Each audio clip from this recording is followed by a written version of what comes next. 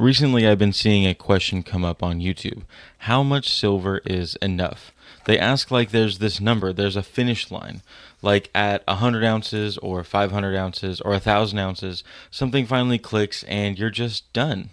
But the longer I've been in this, the more I realize that that's definitely not the case. There's no number that answers that question unless you define how far out into the future you're looking at.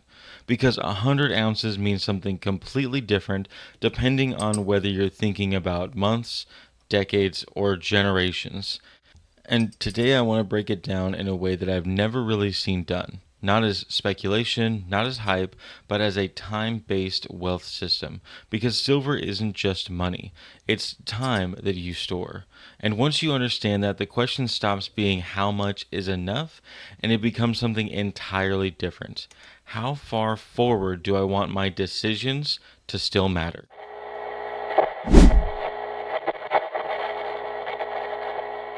Good morning, it's today again. Welcome back to Joseph's Reserves. I'm Joseph and I store 20% of my income in the form of rare coins and precious metals.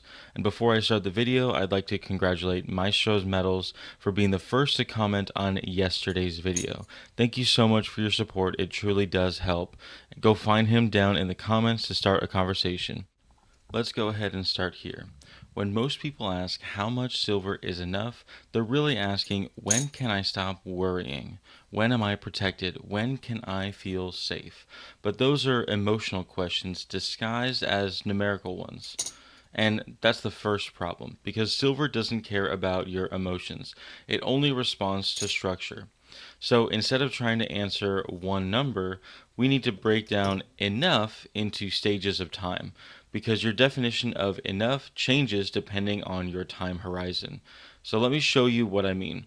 There are really four stages to think about wealth in silver. Most people only ever live in the first one. They might reach the second one. Almost no one reaches the third. And the fourth, that changes everything. So this first time horizon is survival, the 3 to 6 month buffer. Most people call it an emergency fund. In the United States, the average household spends roughly $5,000 to $6,000 a month. So 3 months would be 15 to 18,000, and 6 months would be 30 to 36,000. If we use the silver spot price, let's just call it $75 an ounce because we are right about there.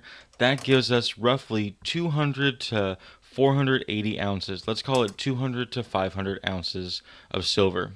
Now, let's pause for a second because this is where most people hear that number and just stop thinking. They either think, that's a lot, I'll never get there, or, oh, I'm already past that, so I'm good. But here's what they miss. This layer is not wealth. This is just stability. It's not meant to make you rich. It's meant to keep your life from breaking when everything around you becomes unstable. This layer says, I don't panic sell. I don't liquidate under stress. I don't rely on timing the system. It's simply breathing room stored in physical form. And there's a key shift at this stage. Silver was defensive. It protects you in the present time, but it doesn't build your future yet. That comes next. Now we move into a longer term mindset, independence. This is where people start thinking more long term. They start planning their retirement, their income replacement, freedom from wages. So we'll just keep it simple and talk about retirement because that's often the next portion of this conversation.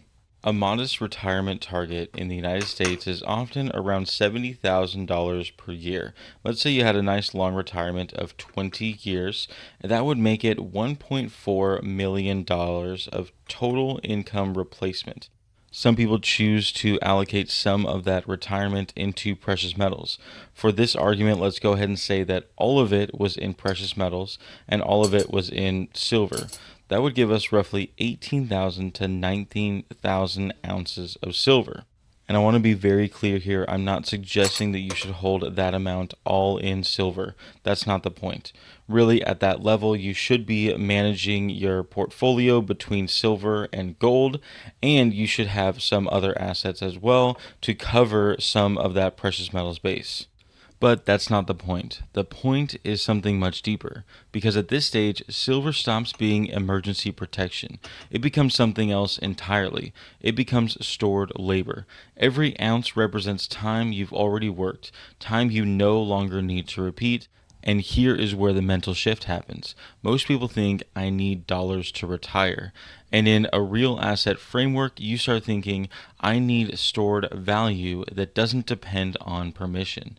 Silver becomes a parallel system of value storage, not necessarily for your entire retirement, but maybe for some layers of reduced dependence.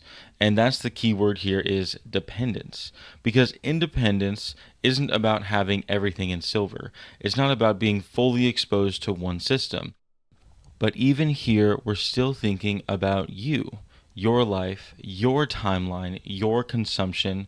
But now is where we move a little bit further because legacy doesn't care about your retirement. If you thought that the shift from the emergency fund to the retirement was a big shift, wait till we get to this third section, because for the first time, you are not the center of the equation. Legacy starts to ask, what do I want to leave behind for my children? Not emotionally, not abstractly, structurally. A common way people think about this is maybe I'll leave a few hundred ounces per child. And let's say you want to leave them that 200 to 500 ounces that was that emergency fund. But hold on, we're going to pause here because again, we're still thinking in numbers. But legacy is not a numbers problem, it's the starting position. Let me explain. Most people start their financial life at zero. Zero assets, zero structure, zero foundation. Legacy stacking changes that because now a child doesn't have to start at zero. They start with something already formed. But here's where it gets interesting because legacy is not just about giving the silver, it's about what comes with it. It's about where most generational wealth fails. Because when people pass down assets but no system, the silver gets sold or divided or forgotten, which brings us to the final horizon. Now we reach the end of this idea. Dynasty thinking is what we're talking about. This is where most people never even get to. They can try to calculate the other stages, but dynasty wealth is not about a quantity of metals. It's not even about a quantity of value. It's about continuity. Instead of asking, how much silver can I leave behind, we start asking something different. What system can I put in place that keeps my silver alive when I'm gone? And there are many paths to go from here, but really there are two main ideas that could branch off into many other different directions.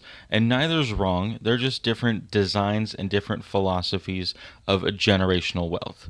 So the first path, the stack is divided. Each child gets a portion, not just silver, they receive the instruction with it. They learn how to store it, how to protect it, how to add to it, and how to accumulate instead of liquidate. So in this path, the inheritance is not just the metals, it's the behavior. And the expectation becomes you don't just receive it, you continue it. And then something powerful happens. Each child doesn't just inherit the wealth, they inherit a system that they are responsible for growing. So that the family doesn't shrink the stack over time, it multiplies it across all of the branches. Each branch becomes its own growing line. But the second path becomes very interesting because in this model, the stack is never divided. It becomes a single family reserve, almost like a trust like structure. In this model, the stack is never fully broken apart. It becomes a family reserve system, not just stored wealth, but family capital. And this is where the idea expands beyond most financial thinking, because in this system, the silver doesn't have to be sold. It doesn't even have to be consumed. It can be used. Here's what I mean. Instead of liquidating the stack, the family can structure it so it becomes collateral for loans, backing for business expansions, emergency capital for opportunities, seeding funding for new ventures, and leverage for real world growth. So the stack, it doesn't just sit there waiting. It actively supports the next generation's ideas. And that changes everything. Because now the wealth isn't just something you inherit, It becomes something that feeds your potential. It becomes the foundation that lets the future generations take risks they would otherwise couldn't take. Start businesses, build farms, invest in education, create opportunities without starting from zero. And here's the deeper truth. In a world where the future feels so uncertain for so many people, why wouldn't we do everything we can to give the next generation a foundation that makes uncertainty feel less dangerous? Not by removing risk, but by removing total vulnerability. So instead of hoping for the next generation to just figure it out, you give them something that helps them build while they're figuring it out. And that is the real shift. So now let's come full circle. How much silver is enough? The answer depends on something much different than ounces. It depends on what you think silver is supposed to do. Because the first time horizon, it protects you. In the second, it supports you. In the third, it starts with someone else. And the fourth, it can power what's to come next. I want to hear from you guys in the comments. What role does silver play in your life at the moment? And what role do you want it to play in the future? As always, if you like the video, hit the thumbs up button, share this to people you think may need to hear it, and subscribe if you haven't already. To my long-term subscribers, thank you so much for your continual support, and make sure you go to josephsreserves.com to check out my merchandise, zip-up bags, and It's Today Again coffee. But most of all, thank you so much for watching, and just remember, every ounce adds up, so no matter how small, just keep stacking.